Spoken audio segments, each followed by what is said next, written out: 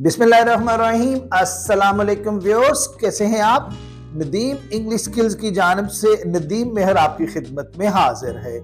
आज का लेक्चर होगा 3 फ्रेजेस के बारे में, as long as soon as और एज वेल एज के बारे में। याद रखिए, ये तीनों फ्रेजेस जो हैं डेली लाइफ में कलोकियल इंग्लिश में बहुत ज्यादा इस्तेमाल होते हैं।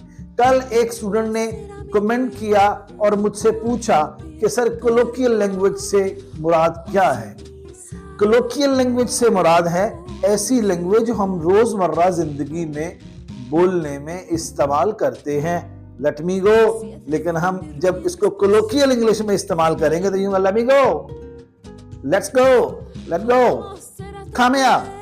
तो ये लफ्ज जो हैं जो रोजमर्रा जिंदगी में बोलने में जो स्टाइल है उनका, उसको कोलोकियल लैंग्वेज कहा जाता है। चलिए आते हैं अपने आज के लेक्चर की जानिब। एज लॉन्ग एज, याद रखिए इफ के मानों में या अगर के मानों में इस्तेमाल होता है। You can use my car as long as you drive carefully या विद केयर। अगर आप एहतियात से मेरी गाड़ी इस्तेमाल करना चाहें तो आप इसको कर सकते हैं।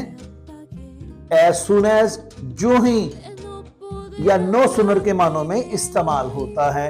As soon as I reach home it started snowing, जो ही मैं घर पहुंचा बर्फबारी शुरू हो गई।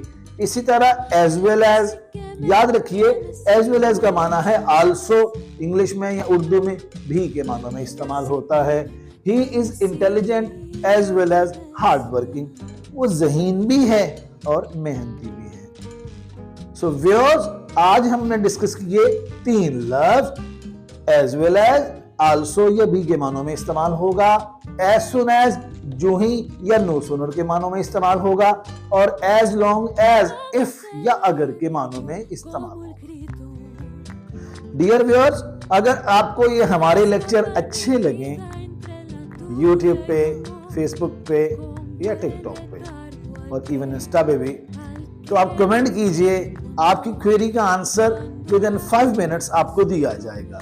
फिजिकल और ऑनलाइन क्लासेस लेने के लिए हमारी खिदमत हाजिर हैं। नदीम इंग्लिश स्किल्स आपकी हर मुमकिन मदद करेगा। Thank you.